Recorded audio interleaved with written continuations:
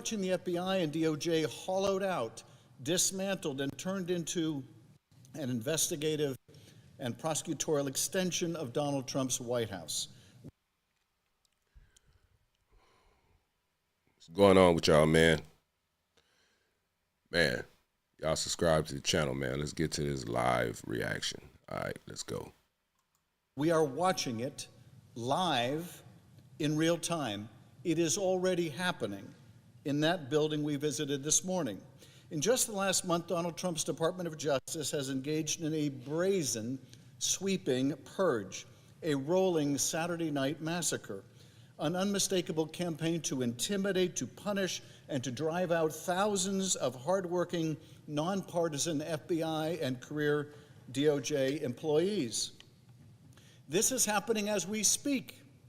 Acting Deputy Attorney General Emil Bove fired roughly 24 prosecutors involved in January 6 criminal cases, not for cause, not for corruption, not for misconduct. They were fired for failing what is in effect a loyalty test. A loyalty test. A MAGA mob attacks the Capitol on January 6th to stop the peaceful transfer of power. They beat police officers, gouge them, bear spray them, all in the service of an even bigger crime, stopping the peaceful transfer of power after Donald Trump lost his re-election. And they get pardoned by Donald Trump. The lawbreakers get pardoned. And the brave FBI agents who track down these violent miscreants, these agents get punished. They get fired. They get purged. The one-man wrecking ball that is Donald Trump is turning the world upside down. The criminals are being pardoned, and the cops are being punished.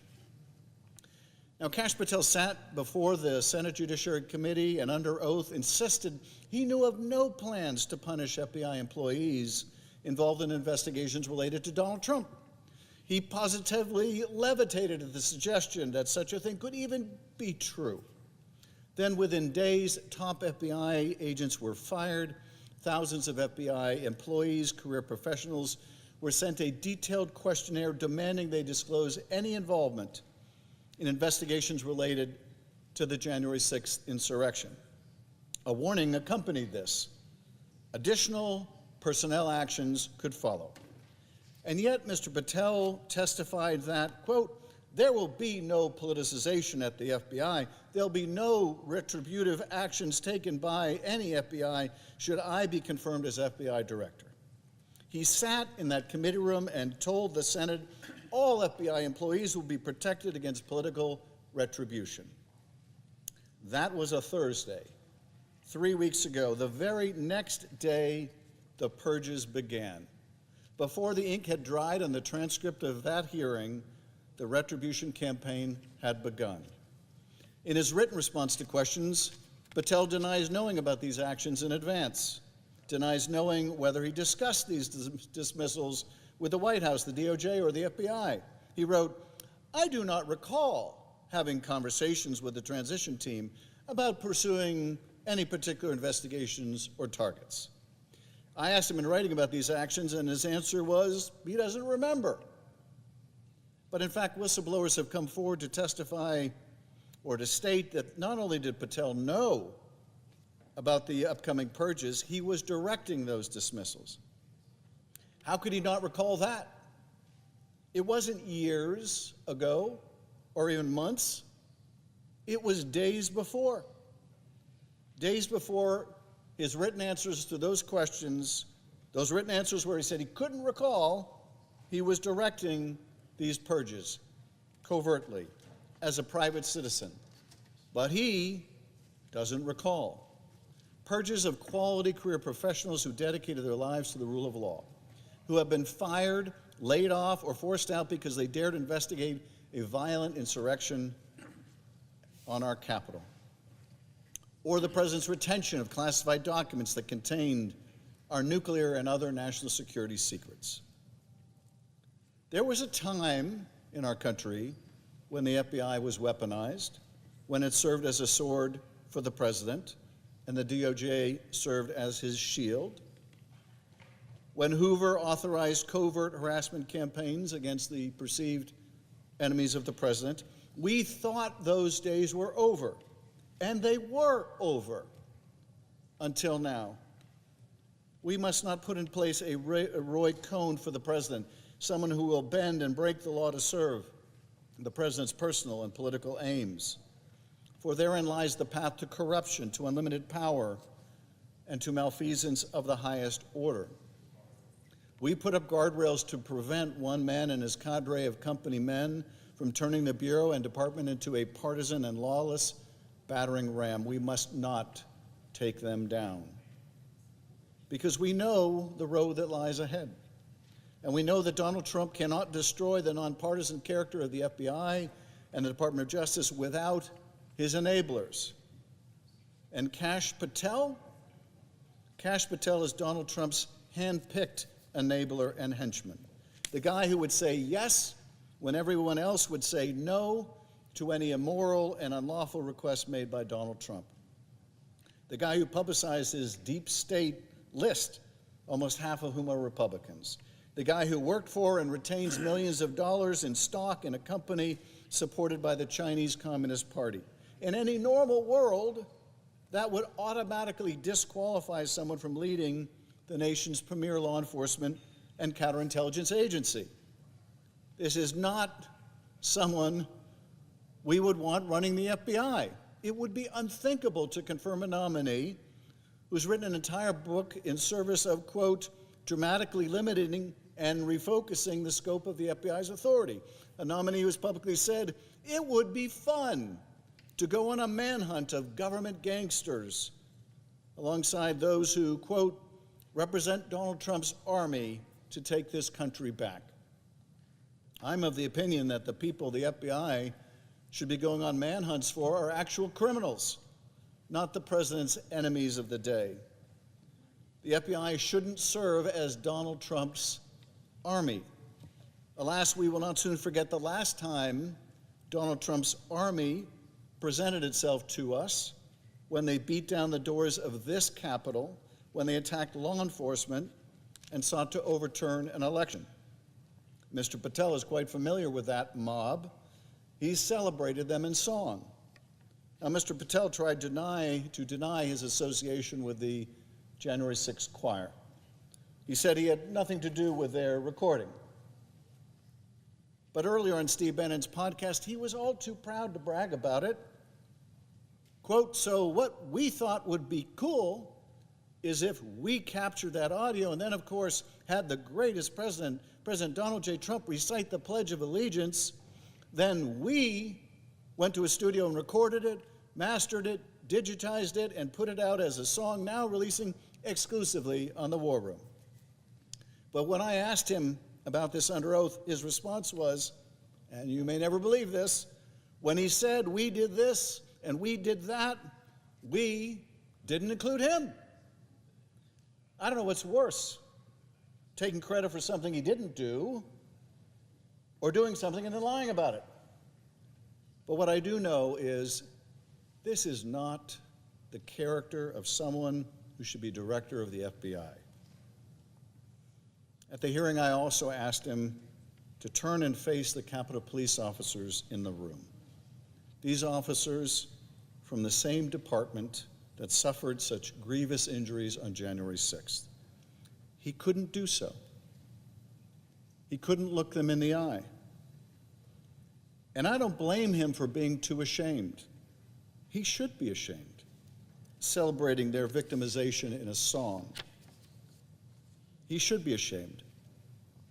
And anyone voting to confirm him should be ashamed.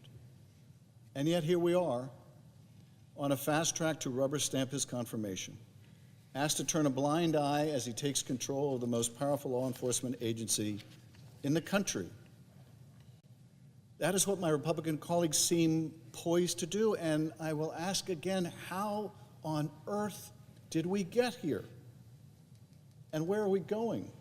By confirming a nominee who is so plainly unqualified, who is tied up in shady business dealings with the CCP and the Kremlin, who made songs with violent cop beaters, who made memes of himself sawing the heads off of members of Congress. How on earth did we get here? Because we all know where this road ends. A weaponized FBI, investigations into anyone who stands up to Donald Trump, elected officials, journalists, Democrats, and Republicans, anyone. Now, I know some of my colleagues seek solace in the belief that if they just toe the line for long enough, they'll be spared. But we all know what happens when someone falls out of favor with Donald Trump, when you're inevitably asked to vote for something or do something so egregious that you cannot possibly continue to say yes. And when you reach that moment, when you're forced to cross the president or abandon your final line in the sand, it will be these moments you remember, the concessions to a wannabe authoritarian that you were willing to entertain, the lines you allowed him to cross so you would be spared his wrath. But you will not be spared. No one is. Not the veteran, nonpartisan employees at the FBI, not the maverick moderate members of this body, not even the most extreme supporters, left out in the cold the moment they are no longer valuable to this president. When, not if, when you fall out of favor with Donald Trump, Patel and others may be unleashed on you as well. My colleagues should remember there is more room under Donald Trump's bus than on it. Enabling his administration is a one-way street, and by continuing to go down it, you drive yourselves and the foundations of our democracy to the very precipice. My colleagues, we have a duty today, a duty to the Constitution and a duty to the American people. We have a duty to the 38,000 men and women of the FBI who put themselves and their lives on the line every single day. Those who work in the building where we stood this morning in the freezing cold and in communities and cities across the country, keeping us safe and secure. We must take that duty seriously, because if we confirm Kash Patel, knowing what we are getting, knowing where we are going, we will only have ourselves to blame. Mr. President, I yield back.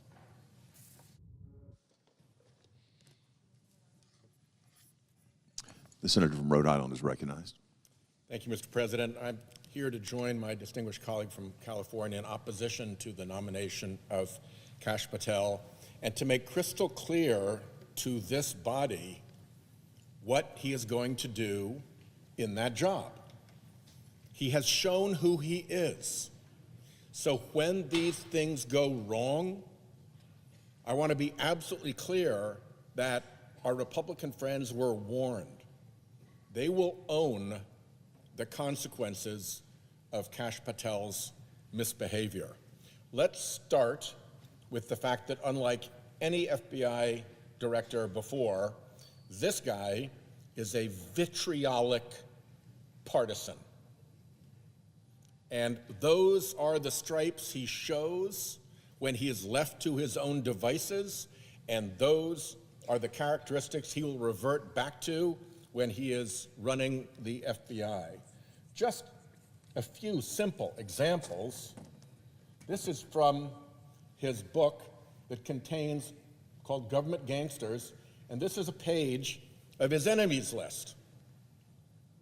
Well, Attorney General Bondi said nobody should come to a law enforcement job with an enemies list. So then they had to pretend that this was not an enemies list. Well, of course it's an enemies list. Here's what Kash Patel himself says about it. Names named, roadmap unveiled, the manhunt starts tomorrow. If you're going to set up a manhunt against people, are they not your enemies by any logical definition of the term? He goes on to a video that shows himself chainsawing off the heads of the people on his enemies list, including the handsome junior senator from California and the daughter of former Vice President Cheney. It's a pretty gross image to be cutting the heads off of people with a saw. And he didn't put it up, but he retweeted it. He loved it so much that he put it up on his own media. Things like that are not appropriate for an FBI director. They're bizarre for just a normally weird person, but for an abnormally weird person to be the director of the FBI, things are going to go bad. Be warned. He is also a completely sycophantic suck-up when it comes to Donald Trump. He wrote children's books in which King Donald rules, and his loyal little functionary, Kash, brings justice to him, pursuing the slugs of the FBI. Really? When the FBI is asked to investigate corruption in Trump world, do you think Kash Patel will rise to the occasion, or do you think he'll participate in a cover-up? All you have to do is look at his own conduct and his own history. This is not Democrats saying this. What we're doing is relating what he has said and what he has done. This is Kash Patel on Kash Patel. He spread the really abhorrent lie that federal law enforcement was behind January 6th. On one of the many podcasts and interview shows where he spewed so much disinformation and partisan vitriol, he was asked, looks like you have a preponderance of evidence suggesting there may have been federal law enforcement involved in making January 6th happen. Patel's response, I'll get you to beyond a reasonable doubt. Beyond a reasonable doubt, he believed and said federal law enforcement agencies were behind January 6th. We know that is preposterous. We know that is false. We know that investigations have shown that none of that is even remotely true. That is completely false information. And yet, here he is spouting it, and that's what he's going to look like as FBI director, too. The FBI is going to have to appear before judges and convince judges of the probity of the agency, of the legitimacy of the agency, of the propriety of the investigation, that the department has done a fair job of marshaling the evidence. Here's what he says about judges. We got to start impeaching judges if they've ruled against Donald Trump. They were a political terrorist, in his view. Any case that Donald Trump's been charged in, almost every judge is handling this thing as if they were not a judge, but a political terrorist. And of course, he meant the Trump judge down in Florida as the only one accepted. When you start talking about judges that way, you can't then expect judges not to pay attention when you come before them trying to do the work of the FBI. Then there's the question of what his former colleagues have said about him. These are things that he said himself. What have his former colleagues said about him? Every single one a Trump appointee. John Bolton, National Security Advisor. I didn't think he was qualified. I was forced to hire him. Political pressure jammed him into the job, and Bolton said, I don't want any part of this guy. I was forced to hire him.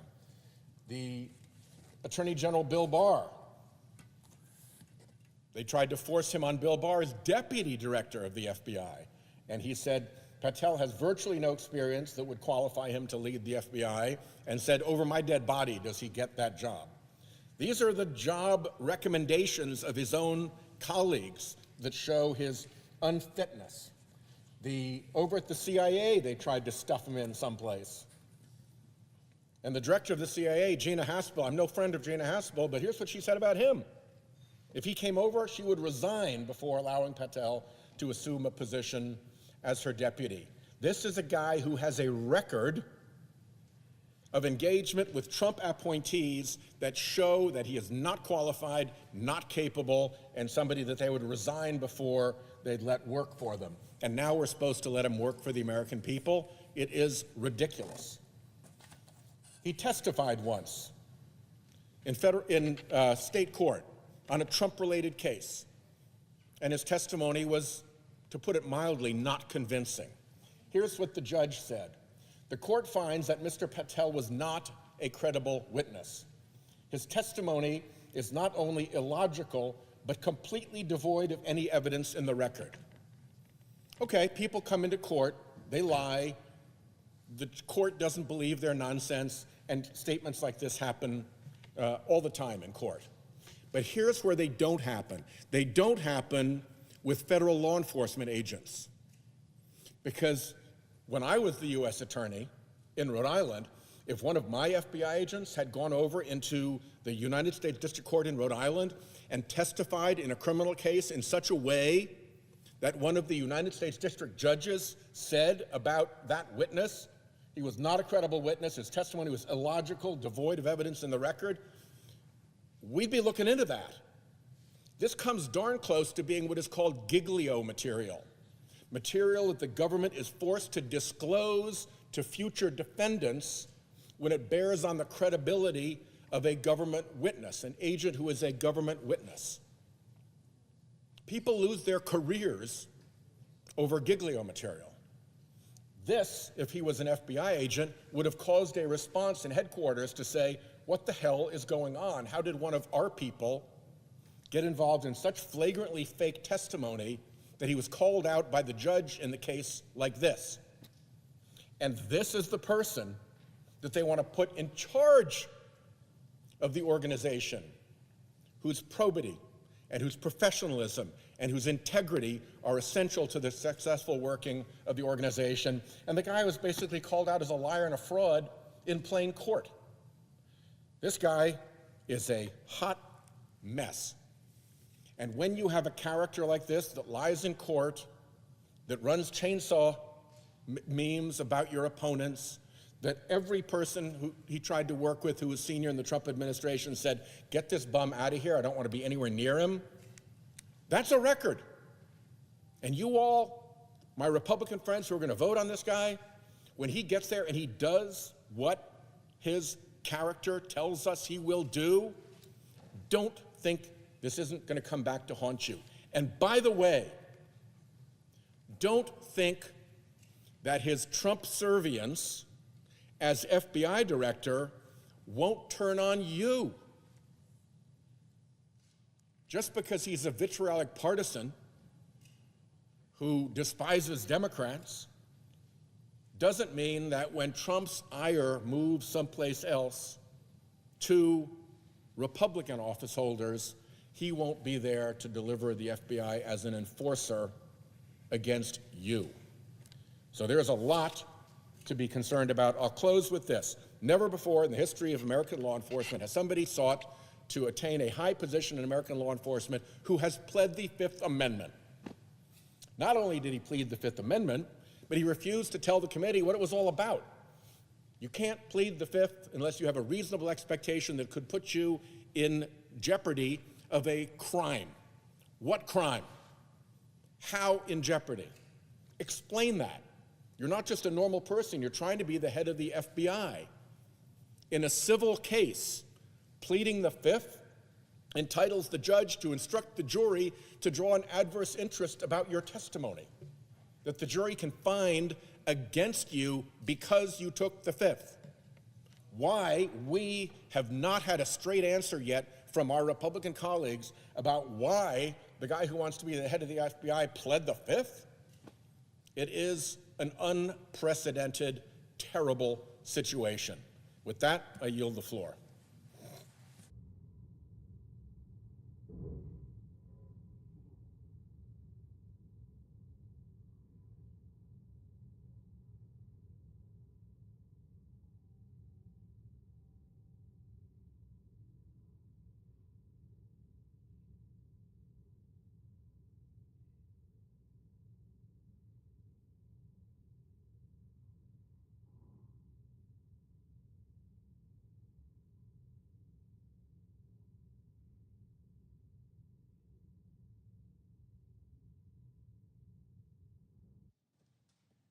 Mr. President. Senator from Connecticut is recognized. Thank you, Mr. President. I want to begin where my wonderful friend and colleague, Senator Whitehouse of Rhode Island, ended in opposing the nomination of Kash Patel to be director of the FBI.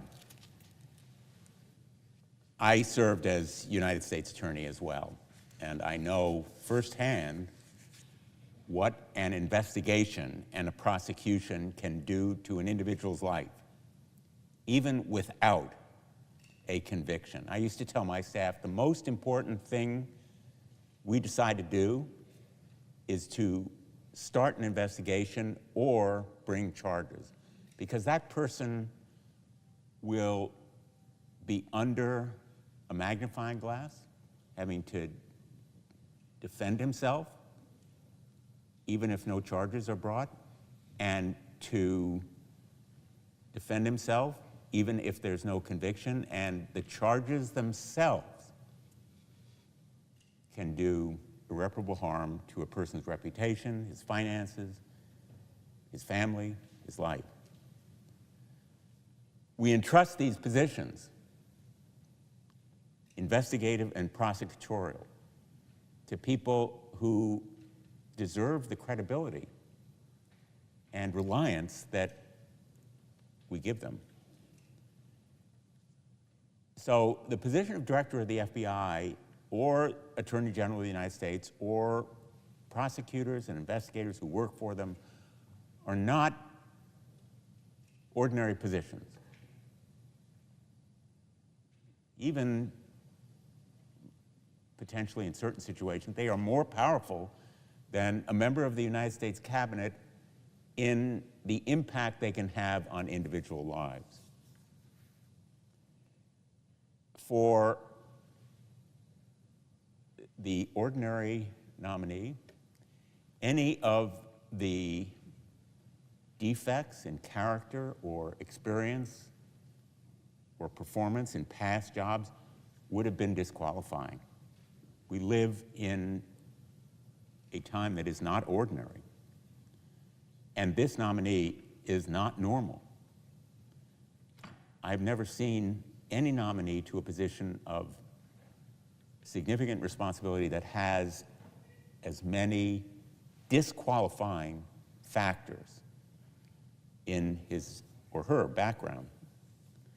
But I think that one comment about him that strikes me whenever I read it is the full quote from former National Security Advisor John Bolton.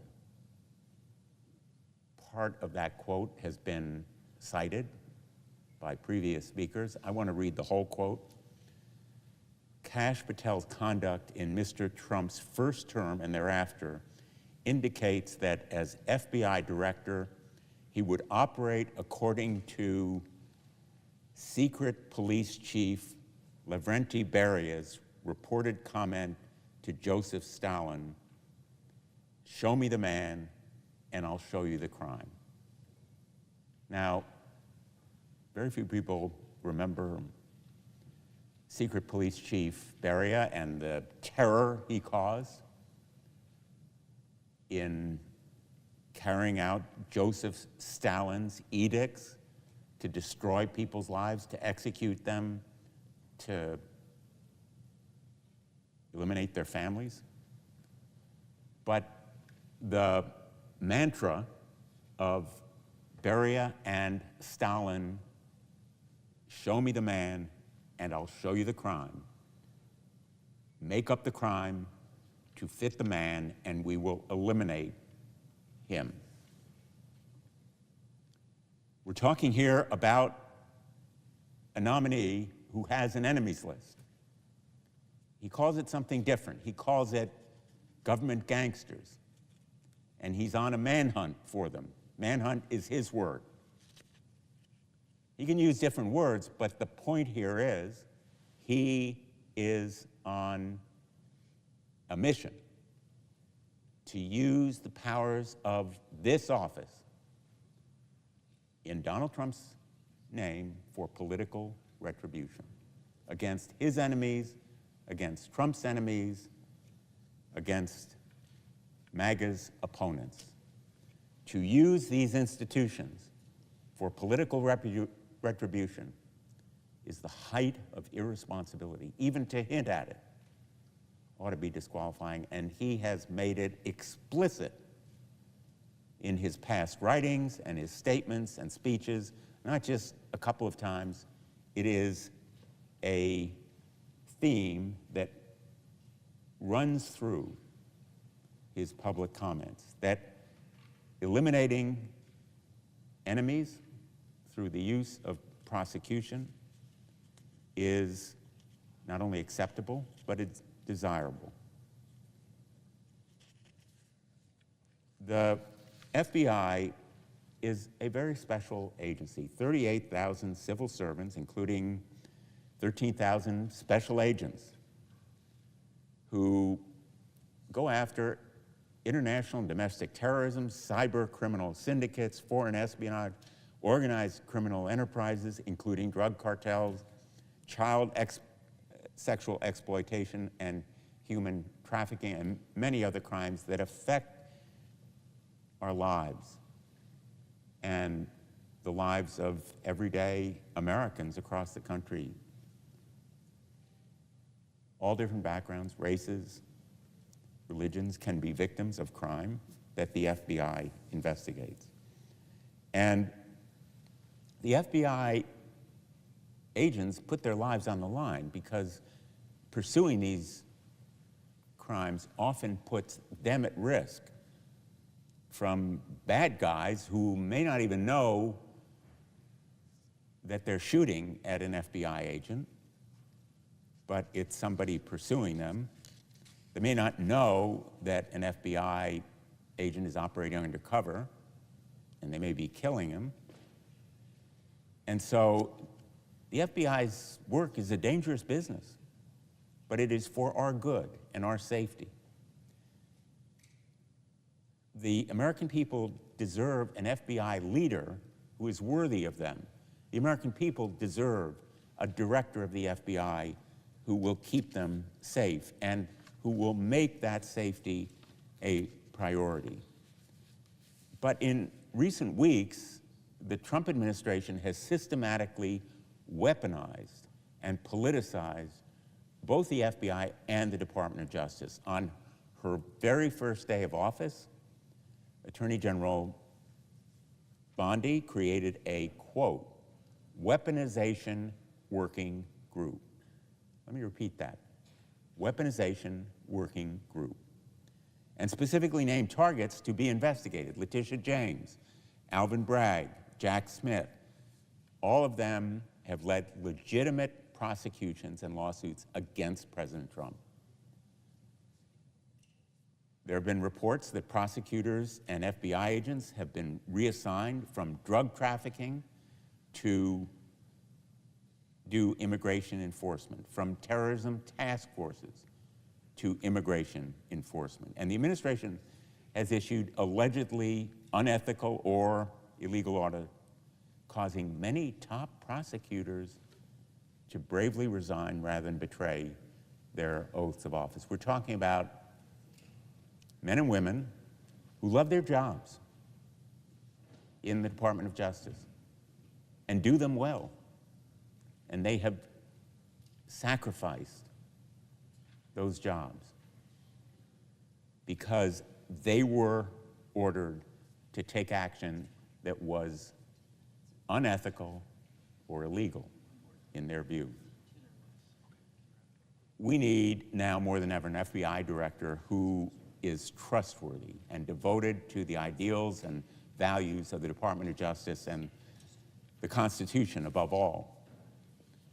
Anyone taking one of those jobs raises their right hand and swears an oath to the Constitution, not to the President, not to the Attorney General, not to any other official. It is to the Constitution.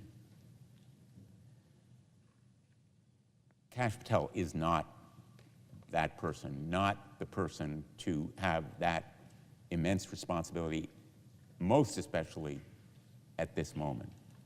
He lacks the judgment, he lacks the integrity, he lacks the character and competence to be FBI director. Kash Patel's contempt for those agents who put their lives on the line has been clear. He's called them, the FBI, one of the most cunning and powerful arms of the deep state. And there are now highly credible whistleblower reports that he may have directed the purging of senior leaders at the FBI, as well as potentially a mass firing of career FBI officials. Those FBI officials who served professionally with distinction, put their lives on the line, purged as a result of Kash Patel involving himself, in fact, in those decisions, even as under oath, in response to my questions, he said, quote, all FBI employees will be protected against political retribution. All FBI employees will be protected against political retribution. Well, we stood in front of the FBI headquarters this morning. In that very building, there are individuals who will be fired because they took assignments. They didn't choose, they were assigned to criminal investigations that happened to involve Donald Trump. Political retribution at its very height. And if he directed the purging of those FBI agents, contrary to the assurances he made to our committee at his nomination committee, Kash Patel was certainly less than truthful with us. I have not been without criticism of the FBI. None of us have been. No agency is perfect. But I am also betting that members of the FBI would say there's room for improvement in this agency. Kash Patel would slash and trash the FBI, not improve it. He would engage in political retribution, not constructive reform. He would weaponize the FBI with that enemies list. He may not say it's an enemies list. He may call them government gangsters. But that manhunt would involve political retribution. And he has conspiracy theories. He's trafficked in them. He said he agrees with a lot of what QAnon says. He engages in election denialism, refusing to say that President Biden won the 2020 election.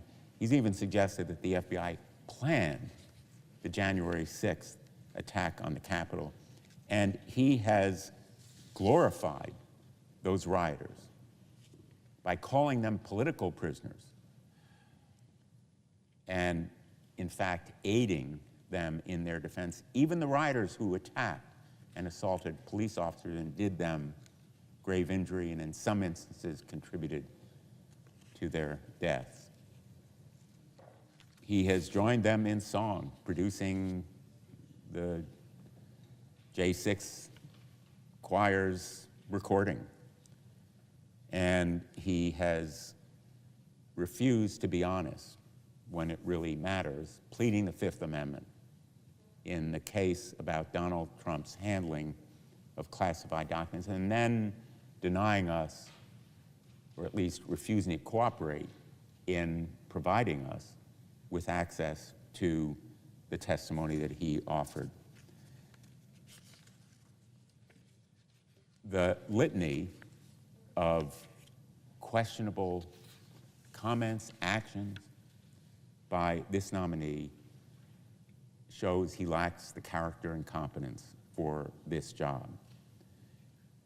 I've talked about roughly half a dozen various different facts in his background, statements, comments, actions that would be individually disqualifying.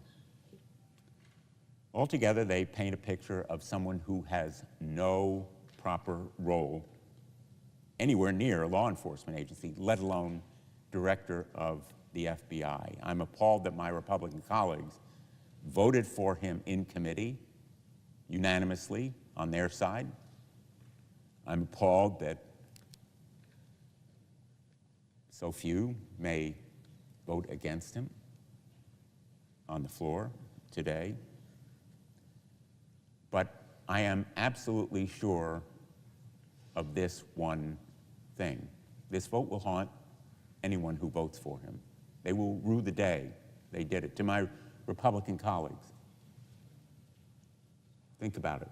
Think about what you will tell your constituents, more important, your family, maybe your grandchildren, about why you picked and voted for this person who will so completely and utterly disgrace this office and do such grave damage to our nation's justice system. Mr. President, I yield the floor.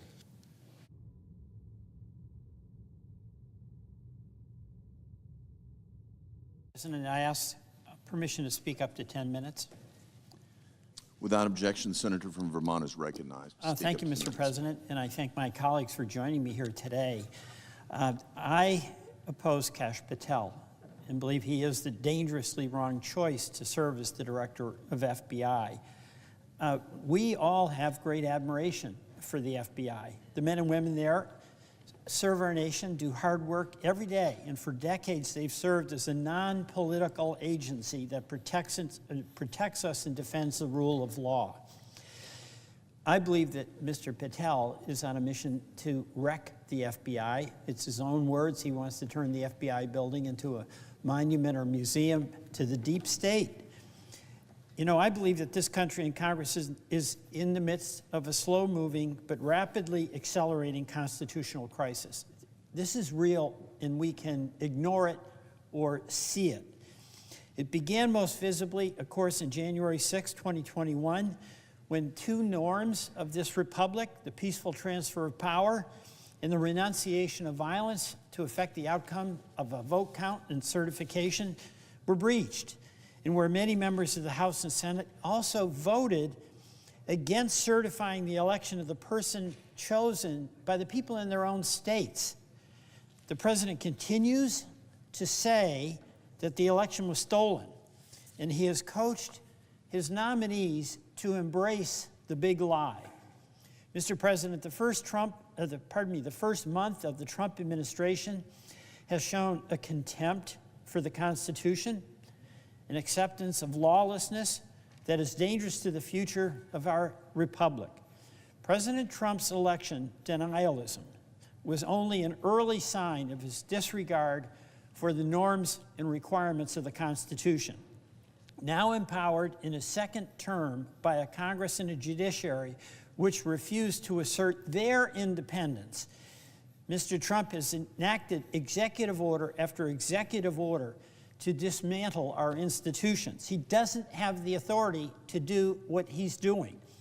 The federal funding freeze, clearly unconstitutional, invasion of the Article I power of the purse, shutting down agencies created by Congress without authority, revoking birthright citizenship, a constitutional provision that he asserts he can do by executive order, removing leaders of independent agencies created by Congress, clearly unlawful, firing inspectors general in violation of notice requirements created by Congress, unlawful, firing government employees who have civil service protections, clearly unlawful, and pushing, really, a quid pro quo order at the Department of Justice to drop charges against a corrupt mayor in New York so he'll accede to whatever the wishes are of the Trump administration regarding local enforcement.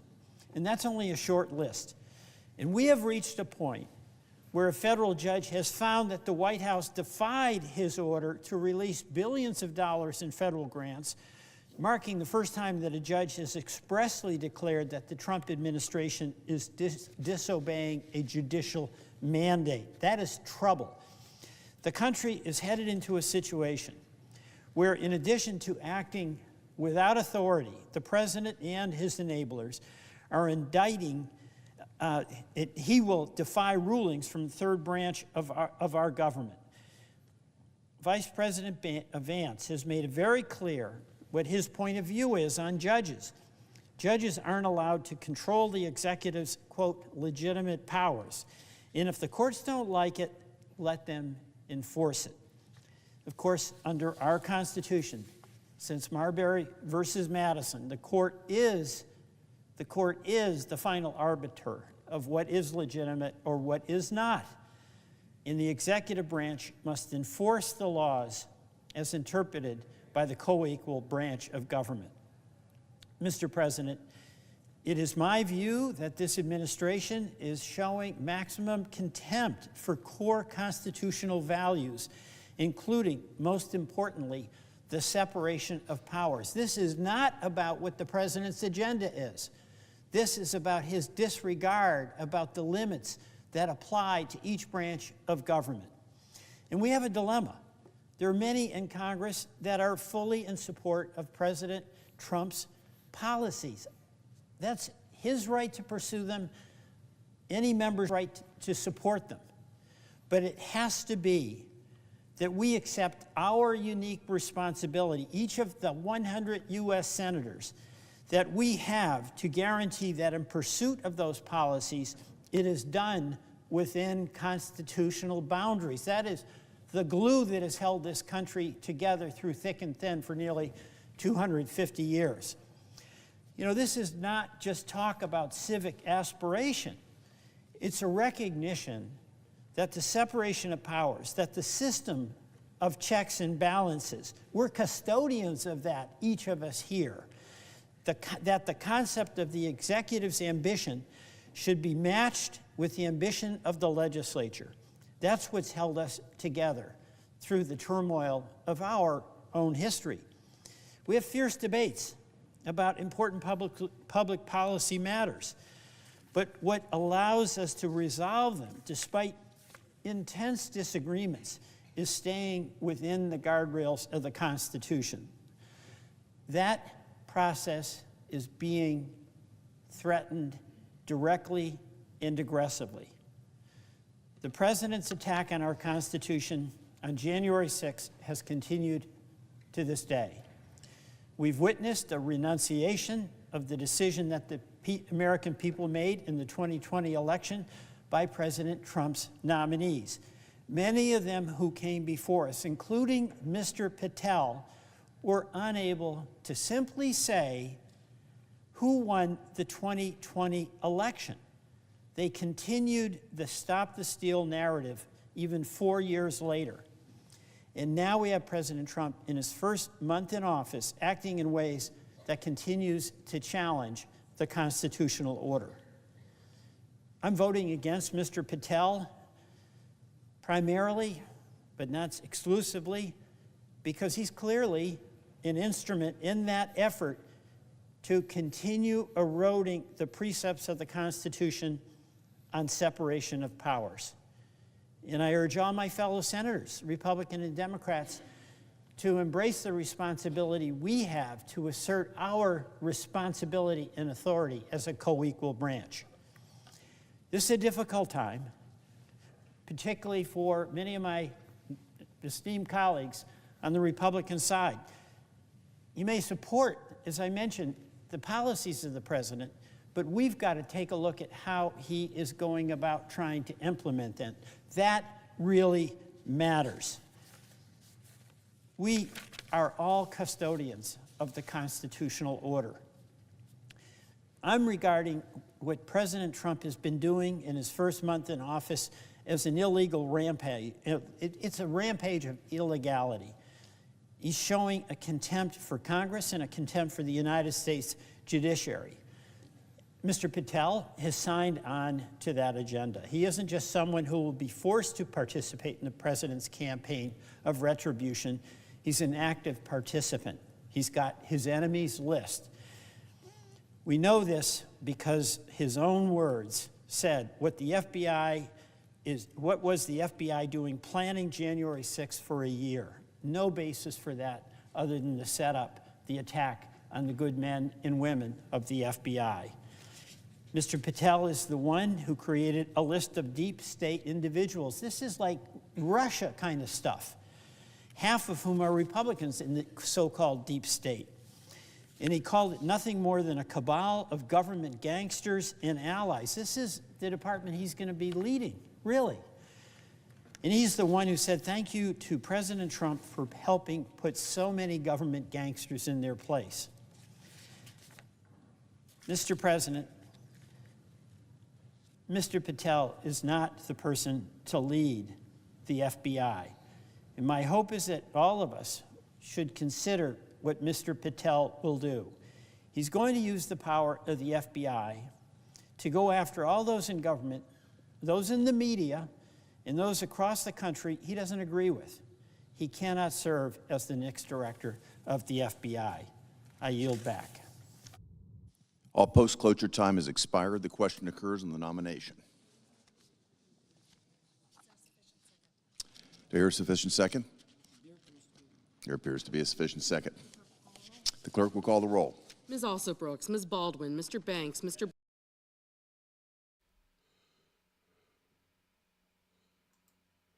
Man, you hear these fools? Boy, they are hating. They are hating. But we about to see, man. Let's see what they talking about. Salute to everybody in the chats, man. I see y'all. What's good with you, man? What's good? What's good? What's good? Happy Thursday to everybody. Let's get back to it. Barrasso.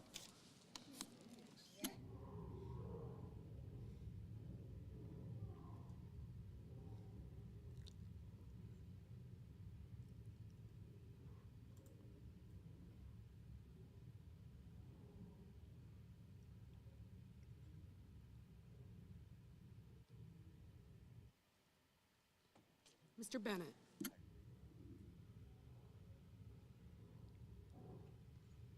Mrs. Blackburn. Mr. Blumenthal. Ms. Blunt-Rochester.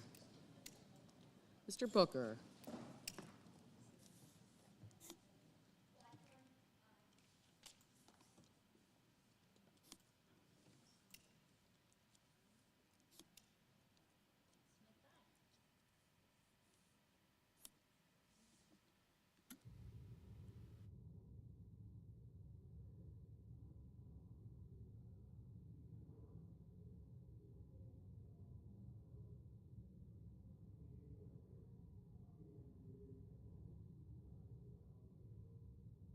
Mr. Bozeman, Mrs. Brett, Mr. Budd, Ms. Cantwell, Mrs. Capito,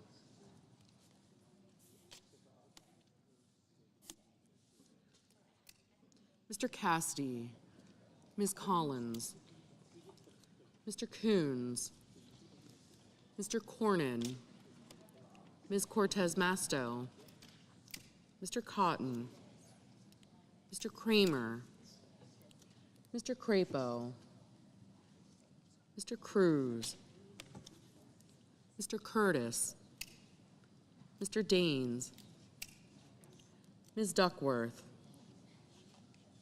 Mr. Durbin, Ms. Ernst, Mr. Fetterman, Mrs. Fisher, Mr. Gallego, Mrs. Gillibrand, Mr. Graham, Mr. Grassley, Mr. Haggerty, Ms. Hassan, Mr. Hawley, Mr. Heinrich, Mr. Hickenlooper, Ms. Hirono,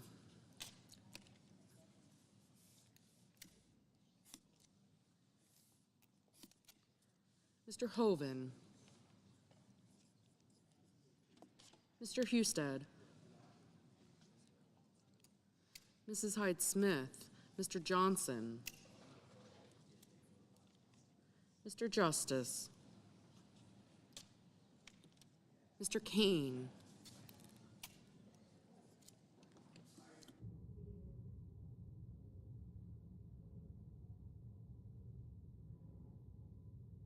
Mr. Kelly, Mr. Kennedy,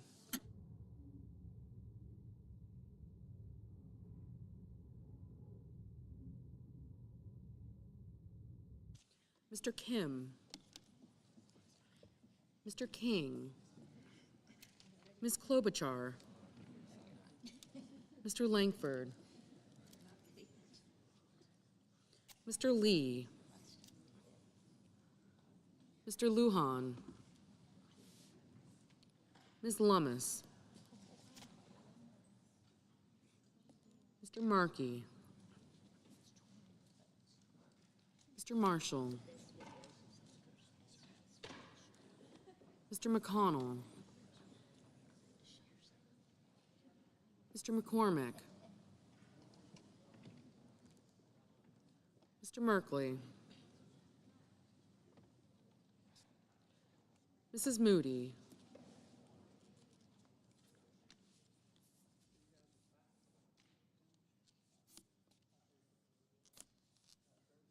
Mr. Moran. Mr. Moreno. Aye. Mr. Mullen. Ms. Murkowski. Mr. Murphy. Mrs. Murray.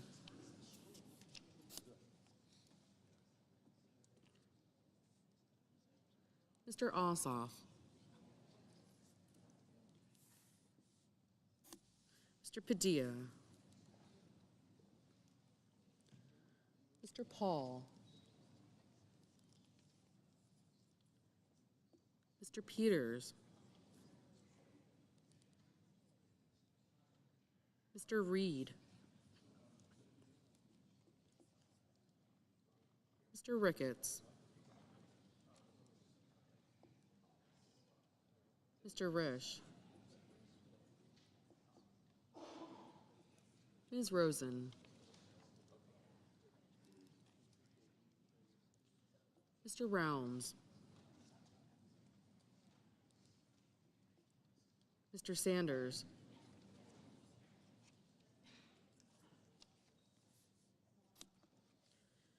Mr. Schatz. Mr. Schiff. Mr. Schmidt. Mr. Schumer.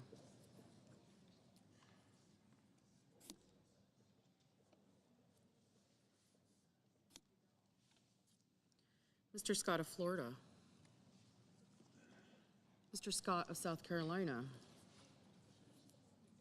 Mrs. Shaheen. Mr. Sheehy. Ms. Slotkin. Ms. Smith. Mr. Sullivan. Mr. Thune.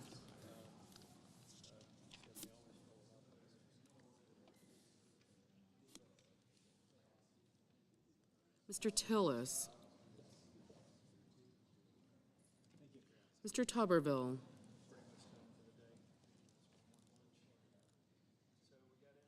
Mr. Van Hollen. Mr. Warner. Mr. Warnock. Sir.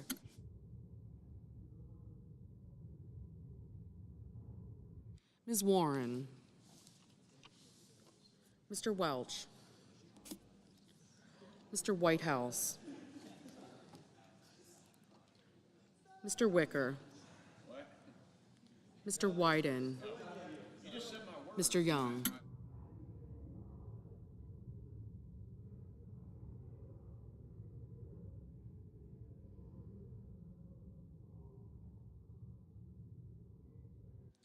Senators voting in the affirmative: Banks, Barrasso, Blackburn, Britt, Budd, Cassidy, Cotton, Ernst, Grassley, Haggerty, Hawley, Hyde-Smith, Kennedy, Moreno, Paul, Schmidt, Scott of Florida, Tillis, and Young.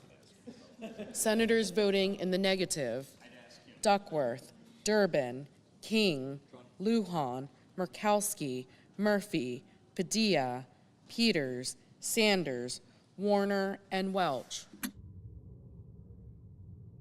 Ms. Slotkin. Ms. Slotkin, no.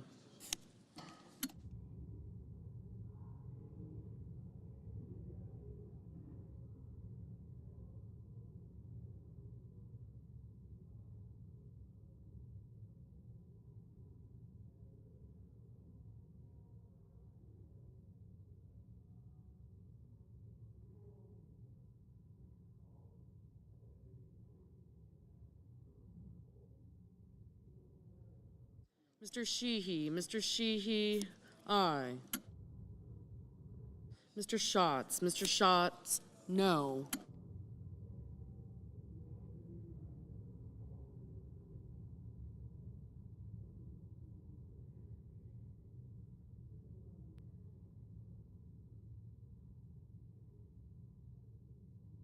Mrs. Moody, aye.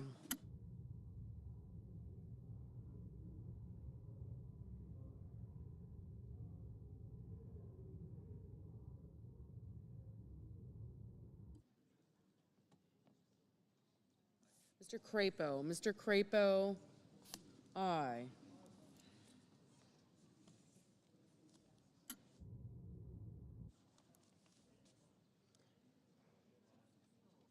Mr. Scott of South Carolina, aye. Ms. Rosen, no.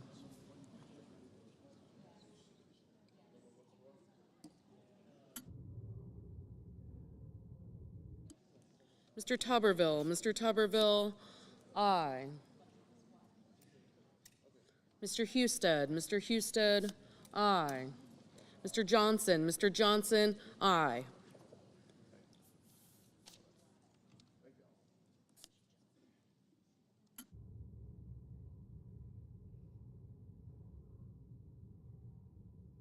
Mr. Risch, aye.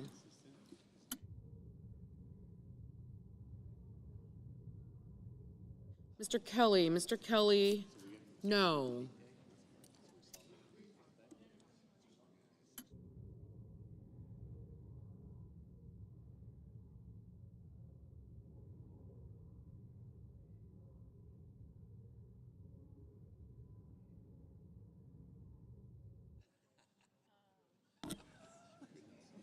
Mr. Ricketts, aye. Mr. Blumenthal, no. Mr. Daines, aye. Mr. Justice, aye.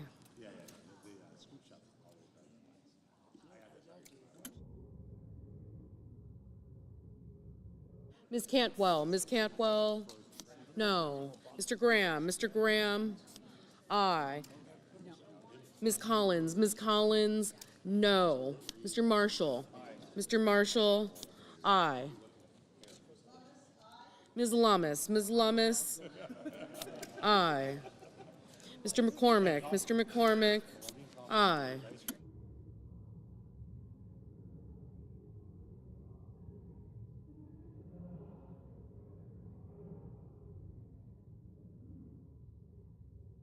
Mr. Schumer, no. Mrs. Gillibrand, no.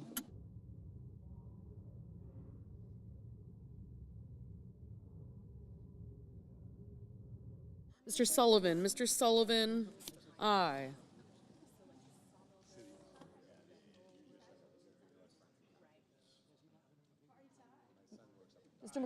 Mr. McConnell, aye. Mr. Wyden, no.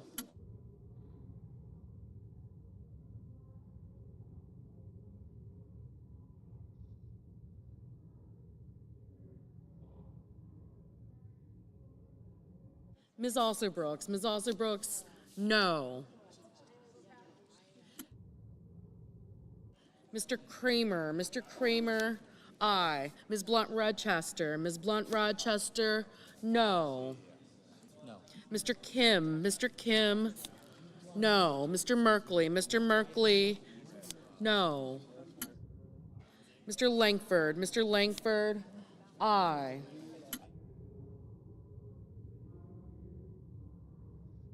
Mr. Kane, no.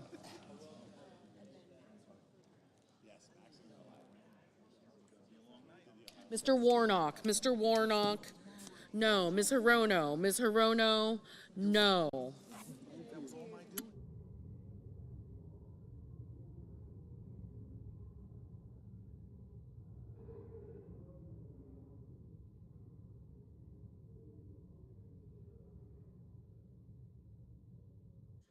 Mr. Booker, no. Mrs. Murray, no. Mr. Heinrich, no. Ms. Cortez Masto, no. Mr. Rounds, aye.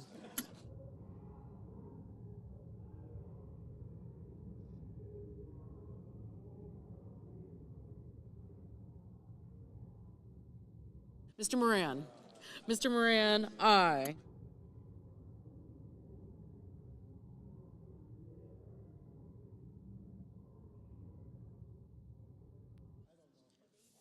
Mr. Reed, no.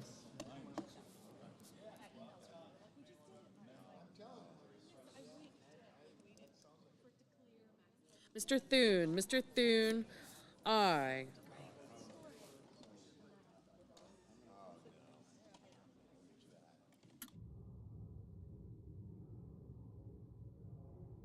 Mr. Cornyn, aye.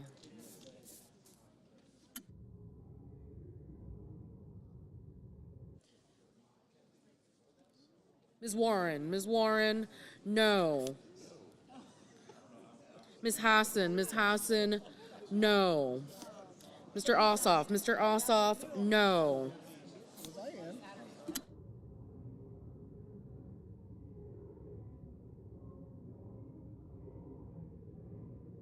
Mr. Fetterman, no.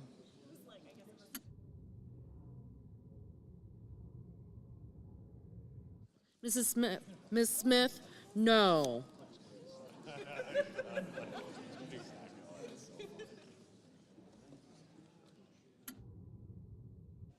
Mr. Van Hollen, no. Mr. Markey, no.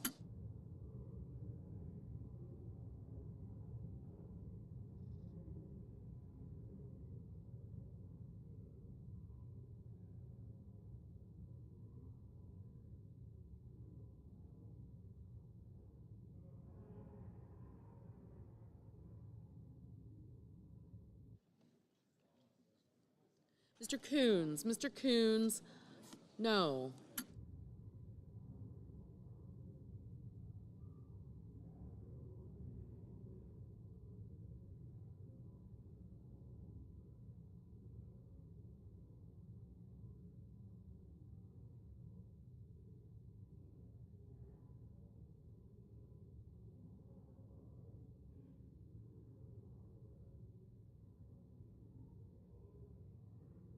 Ms. Baldwin, no.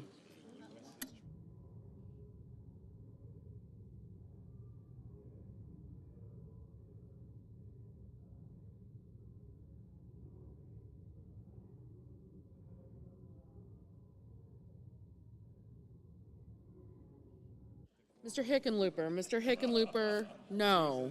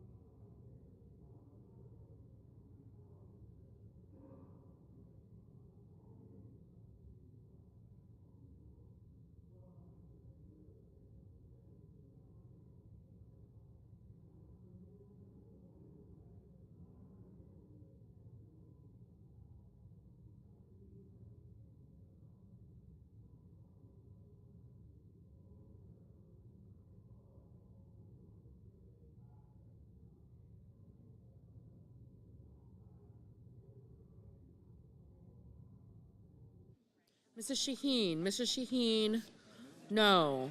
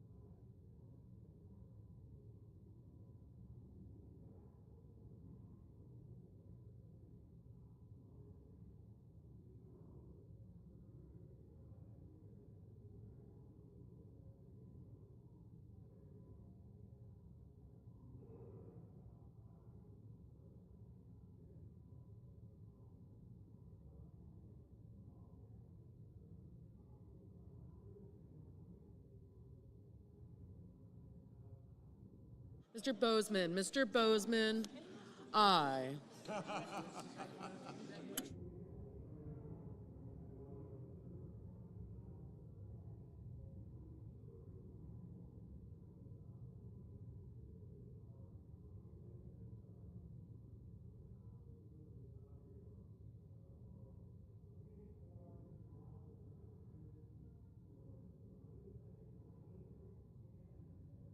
Ms. Klobuchar, no. Mr. Hoven, aye.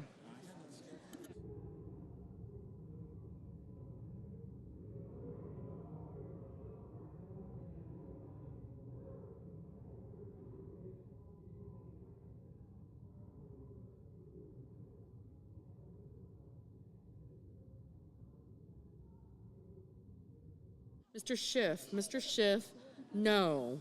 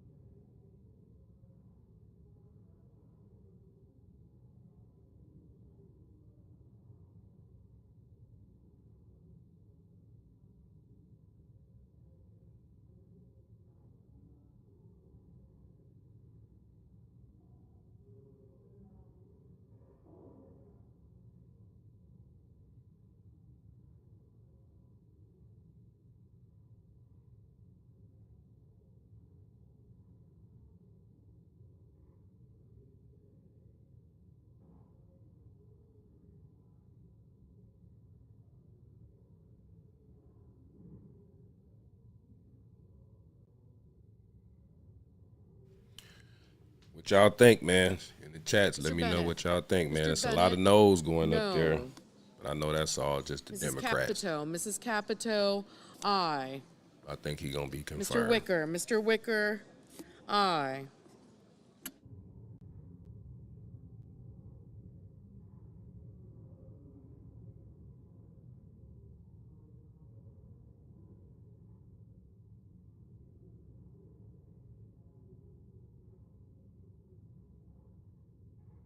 Mrs. Fisher, aye.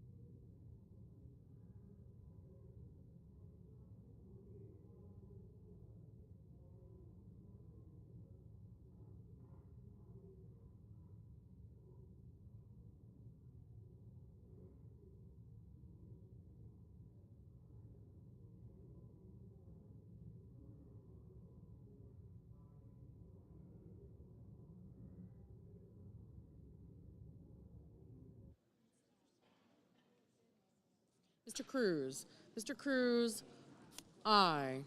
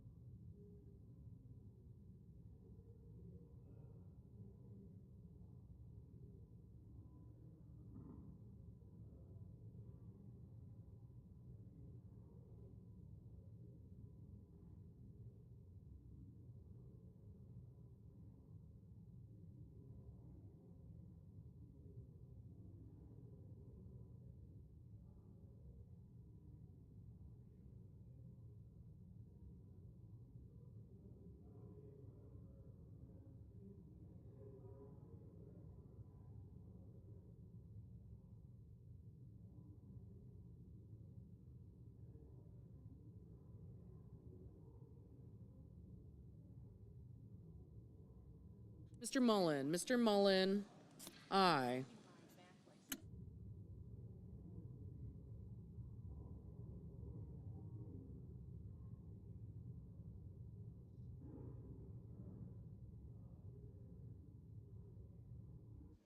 Mr. Lee, aye.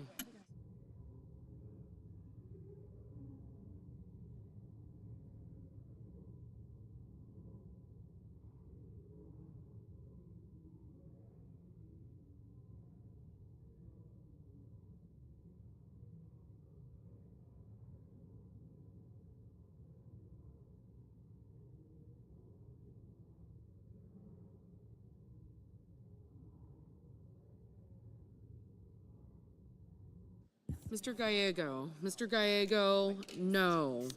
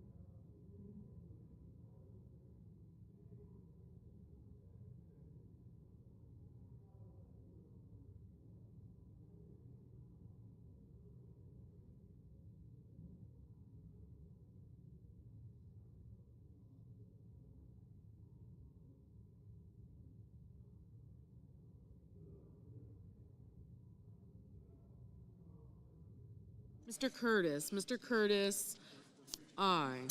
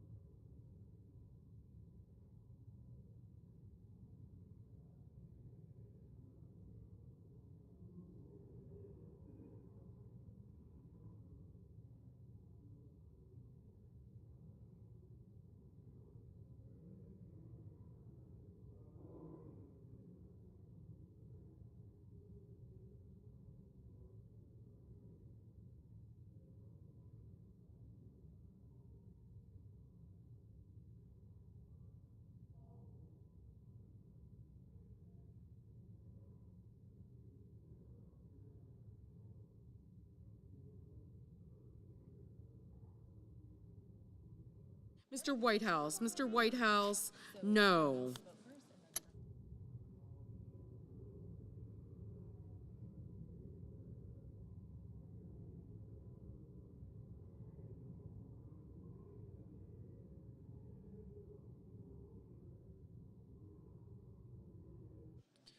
The yeas are 51, the nays are 49. The confirmation is confirmed.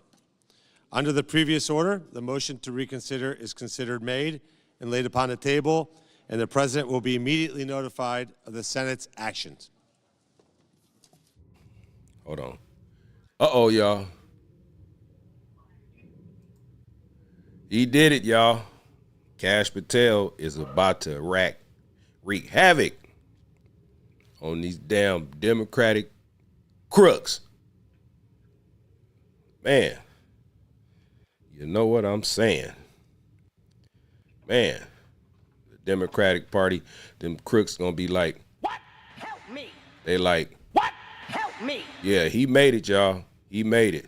Congratulations, man, to Kash Patel, man, the new FBI director, man. It's been a long process, man. They are taking forever to confirm Trump's cabinet members, his nominees. But so far, they all being confirmed. Slowly but surely. Who's next? Man, let's go.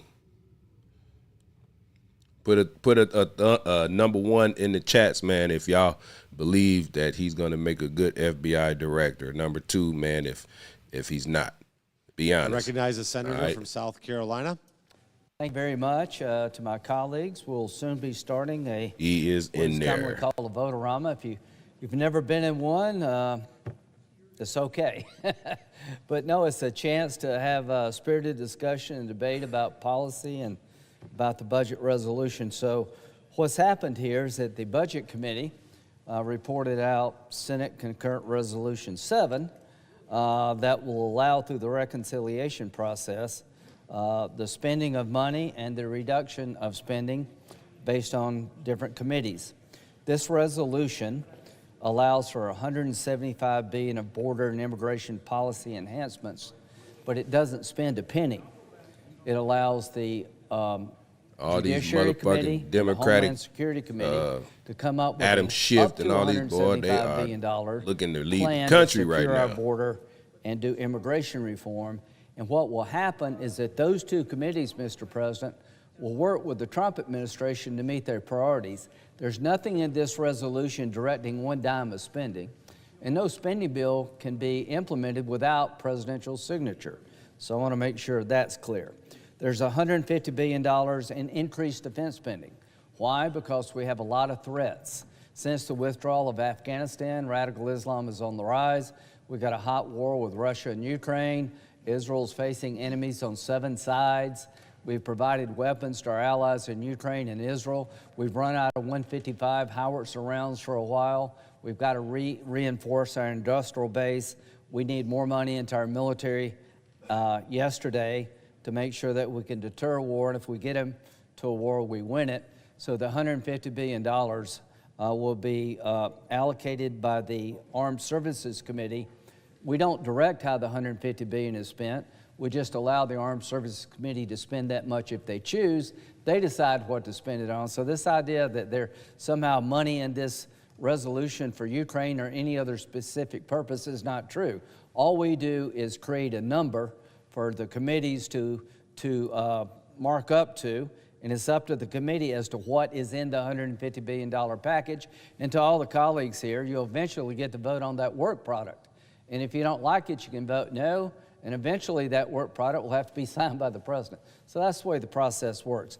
But what we're doing today is jump-starting a process that will allow the Republican Party to meet President Trump's immigration agenda through the reconciliation process, and the Democrats used this very process to pass Obamacare and the Inflation Reduction Act.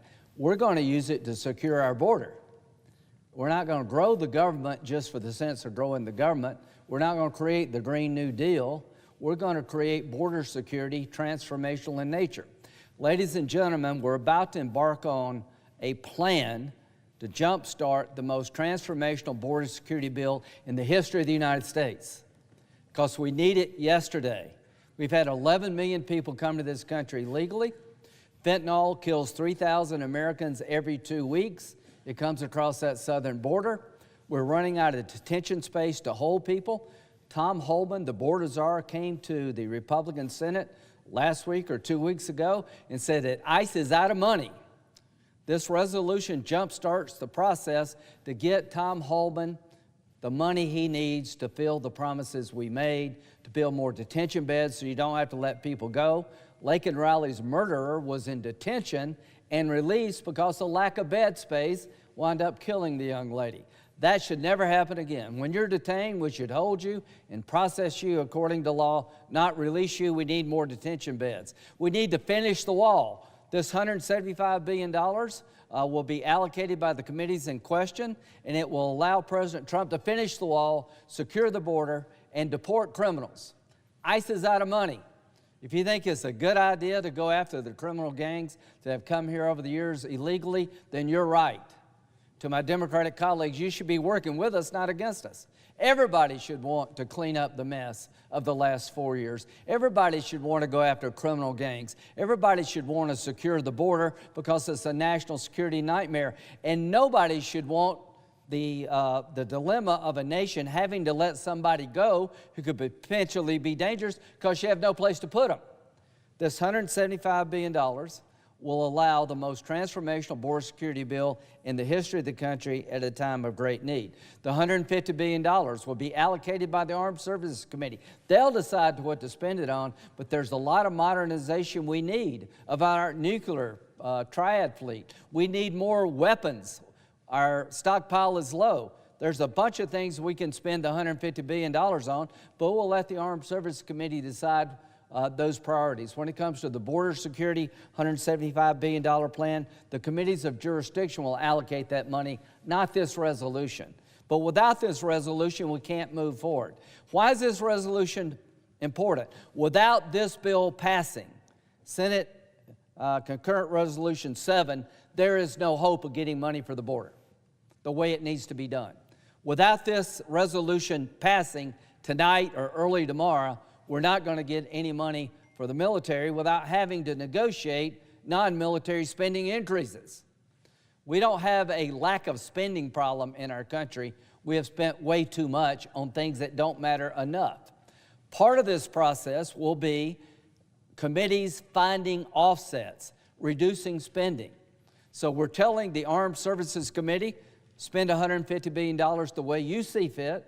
We're telling 2 committees to spend $175 billion to secure our border, and we're telling 7 other committees, find savings inside your committee to offset the spending we're creating in this bill. I think they can do that. I think what DOJ is doing is good. This is a form of that. Every committee that's been instructed to save at least $1 billion will be able finally to go into the committee itself, what they spend on, and reduce spending because we're directing them to. My hope is that the $342 billion we're going to spend to secure our border, help the military, enhance the Coast Guard, will be offset with $342 billion of cuts in other parts of the government. We can do it, but this resolution has to pass or we won't do it. I'm highly confident that the Republican chairman of the committees in question will deliver. I'm highly confident that we can find savings in the government to offset the spending we're creating. The Democratic Party used this process for the Green New Deal. They used this process for Obamacare. We're using this process to help our military, who needs help, to secure a border that's been broken, and enhance the Coast Guard. That's the difference. We're doing things that need to be done to make us safe. 3,000 Americans die every 2 weeks because fentanyl comes across the border. We're going to fix that. Since President Trump's been in office, border crossings have gone down by 90%. We want to reinforce its success. We want to finish that wall. We want to make sure we never release another person in this country because we don't have a bed. We're going to make sure that the criminal gangs keep leaving, not staying, because the ICE doesn't have enough money. Why are we doing this? Because Tom Homan and Mr. Voigt, the head of OMB, told us 2 weeks ago we're out of money to finish the job that President Trump started.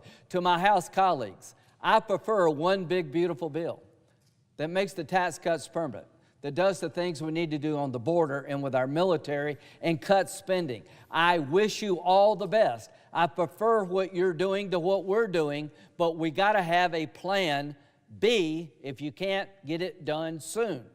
What is the Senate doing? We've decided to front-end load security. We want to cut taxes We want to make the tax cuts permanent. We're going to work with our House colleagues to do that. They expire at the end of the year, but we have time to do that. It is the view of the Republican Senate that when it comes to border security, we need not fail. We should have the money now to keep the momentum going. When it comes to the Republican Senate, we believe the military needs money now because the world's on fire. To my House colleagues, we will all get there together. If you can pass the one big beautiful bill that makes the tax cuts permanent, not 4 or 5 years, then we'll all cheer over here. Nothing would please me more than Speaker Johnson being able to put together the bill that President Trump wants. I want that to happen, but I cannot sit on the sidelines and not have a plan B. This nation is under threat.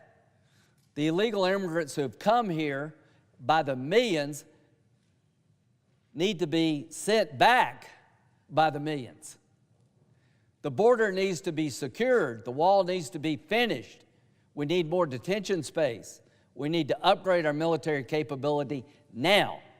The reason we're doing it now is because we were told ICE is out of money now.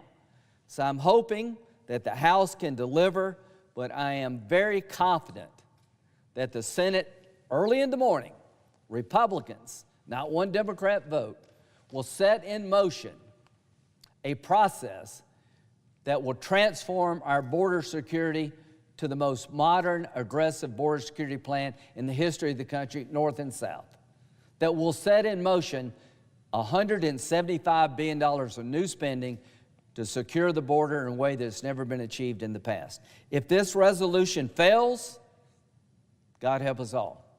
If this resolution passes, help is on the way. If you believe that America needs to be serious about securing our border, this bill gets the job done. If you believe the military needs to be stronger, not weaker at a time of threat, this bill gets it done. If you believe the Coast Guard needs more capability to deal with drugs and national security threats, this bill delivers. This is a security bill. This is a bill that will combat fentanyl killing Americans. There are more Americans dying every 2 weeks from fentanyl than on 9/11. Hundreds of thousands of young Americans, young and old, but mostly young, have died from fentanyl poisoning coming across that southern border. We're going to go after those cartels. I'm confident that President Trump is the new sheriff in town that we need. But without resources, it won't work. Tom Homan came to us and begged us for money to continue the plan he's enacted to get gangs out of this country, to secure that border, to have more detention space. Tom, we heard you. We're going to meet your needs. So I'm excited about this debate. I'm excited about Republican-led committee chairmen, finding ways to reduce spending to pay for this. This is a big deal, folks. The Republican Party is going to go all in on border security. We're going to upgrade our defense capability, and we're going to pay for it. Anybody at home ever had to pick between two things? You couldn't be everything, you couldn't have it all, that you had to spend because your child got sick or hurt, and you had to cut somewhere else because there wasn't enough money to do both. We're going to set priorities. If you have a sick child or something bad in your family happens, that goes first. That means you have to pinch somewhere else, except in Washington. Well, that model's over. We're going to start a new way of doing business. We're going to spend on things that need to be done and should be done by the federal government to keep us safe, and we're going to offset it by reducing spending in areas not as important. I'm excited about this process.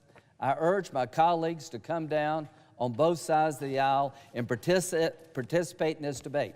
This is what I was elected to do, I think. Make America safe and prosperous, and do it in a fiscally responsible way. The idea that we're going to actually offset spending is a great day. We're going to deliver. This is going to go into the night. Our Democratic colleagues are going to have a chance to offer a lot of amendments to our approach. And they will want this and they will want that. But what breaks my heart is they don't see the value in what we're trying to do. Every American should want more money into DHS to secure our border. Every American should want more capability in the hands of the military at a time of great threat. But we can't get there. We can't reach common ground on those issues. So we're going to use the process they used. They used the process to create Obamacare, the Green New Deal, the Inflation Reduction Act. We're going to use that very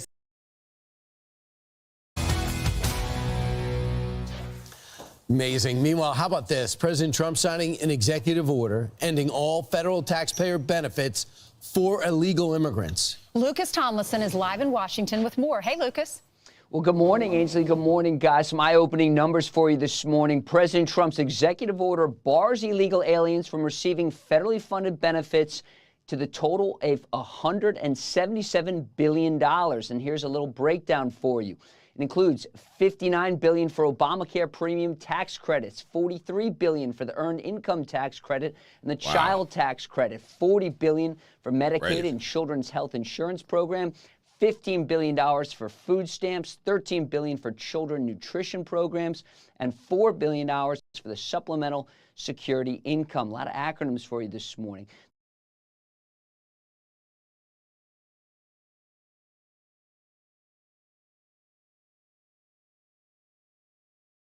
Congratulations to Kash Patel, man. I'm about to get up out of here. Come back in a little bit, another live. Appreciate everybody for tapping in. Yeah, man, salute Kash Patel, the new FBI director. He will soon be sworn in.